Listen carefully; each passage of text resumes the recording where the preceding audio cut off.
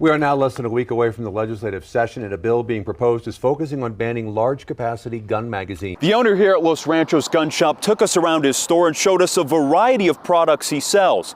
He tells us that many gun manufacturers will no longer be able to sell their firearms in New Mexico if the law passes. In the upcoming 60-day session, Democrat State Representative Patricia Roybal Caballero will introduce House Bill 50, which aims to ban large-capacity magazines in New Mexico. A large-capacity magazine holds 10 or more rounds. I want everybody who's watching this video who is pro-gun and agrees with me on this issue to take this video and send it to all of the people you know who aren't exactly anti-gun, but are like, I'm okay with limiting rounds to a certain number capacity. First and foremost, this is purely designed to ban guns. This is a backdoor effort to ban guns. Whenever you hear a magazine limitation, it's designed to ban them. And the reason why it's designed to ban them is exactly what this man explained in the video. The vast majority of guns are larger than 10 rounds. There is not one gun in this cabinet that would be allowed under the proposed law. Similarly here, as I'm looking, there would again not be one gun that would be permitted under the new law. For more than 40 years, Mark Abramson has been selling firearms to New Mexico's gun owners. They don't give me keys. But a new proposed bill could affect the types of guns he's sold for years. The Smith and Wesson M&P is one of our top selling guns. It just wouldn't be allowed because Smith and Wesson will not make a magazine that only handles 9 rounds, because we'd be the only state in the union that had that restriction. So, if you arbitrarily limit the number to 10 rounds, that means those guns that carry 10 rounds can no longer be sold. Then, even worse, if you lower it to 8 rounds, it further limits the number of guns that are available to be sold. The idea that you could sell, my legislation says there can be no more than 8 bullets in a round. That is the whole point. And I've said this for years. These numbers are arbitrary. They're just making them up, kind of. They understand how much it's going to limit the ability for certain guns to be sold. And they'll keep lowering the number every single time because high-capacity magazine limitations don't do anything. We have over 400 million guns in this country. We have 3 times, 4 times, 5 times the number of magazines. Do the numbers. I have a gun. If I pick up one of the guns that I have here behind me, I have 4 to 5 magazines per gun. So think about the number of magazines that are already out there in the hands of the criminals who we don't want to have guns in the first place. This is a 10-round magazine. You can see they're almost the same size if we compare them, yet one is prohibited and the other one would be permitted under this new law. Abramson says if passed, the law could be problematic. The fact is that a smaller capacity magazine means that in the middle of, God forbid, a gunfight, you're going to be changing out magazines. And law-abiding gun owners could be outmatched should they need to protect themselves against a criminal. You are going to be creating a black market. Criminals already have those guns. They'll be stealing those guns or having them transferred, and they'll be bringing them in here anyway. So it really makes a gunfight unequal. So if I turn in all of my magazines and everybody else who's law-abiding citizen turns in their magazines and we only limit ourselves to 8 rounds, who's going to have the high-capacity magazines then?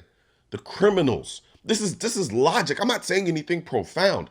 Any person who sits and just thinks this through for 2 seconds can see that. But again, the goal of the gun control lobby is to ban guns, whether they can do it explicitly or through the back door. And that's what this is.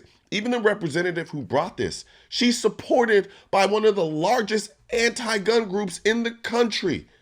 Literally, they have her on her website as a supporter. So this is all their tactic, which is designed to, one, like I said before in the previous video that I did about Illinois, they want to start flipping states blue because they understand that the Democrat politicians that they have under their payroll, those Democrat politicians are going to push gun control.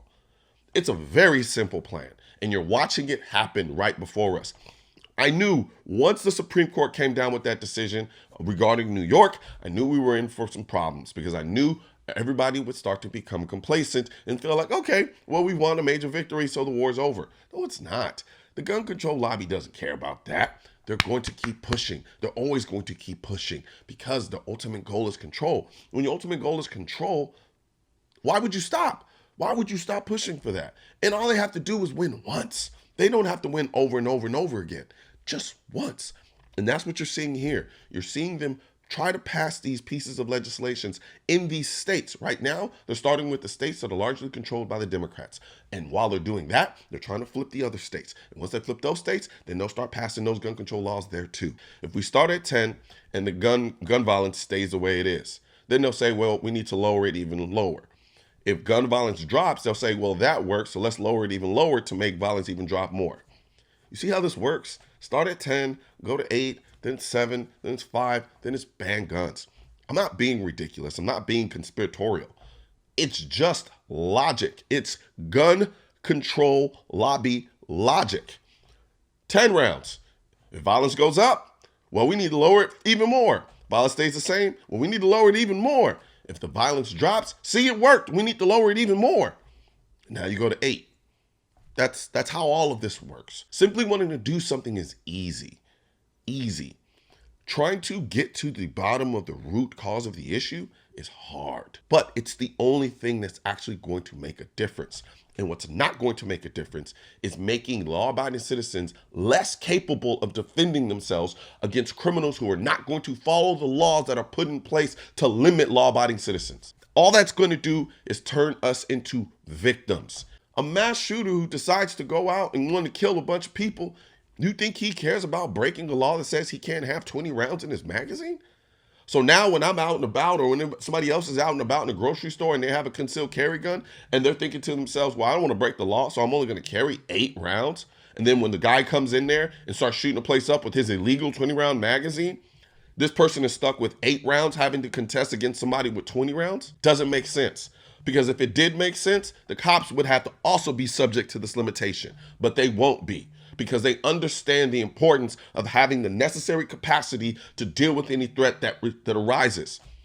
And if I'm at a store and somebody decides to shoot it up, the cops aren't going to be there. So I have to deal with the threat. Other people have to deal with the threat. And we want to have the capacity necessary to deal with that potential threat. Because the guy who goes out there and decides that he wants to kill a bunch of people, he's not just going to have high capacity magazines. He's going to have a bunch of magazines at his disposal. Whereas I, or everyone else who's a law-abiding citizen that walks around with a firearm to protect themselves, we can only carry so many magazines on our body. So we try to maximize the amount of bullets that are inside of the gun itself. You know, we talk a lot about empowerment in this country, except for when it comes to the Second Amendment. However, I can't think of anything more empowering than having the most effective tool to protect you and your family. So help me spread this message by liking and sharing this video with everyone you know. And don't forget to subscribe and leave a comment, because the Second Amendment, when it said militia, it wasn't talking about the government. It was talking about you.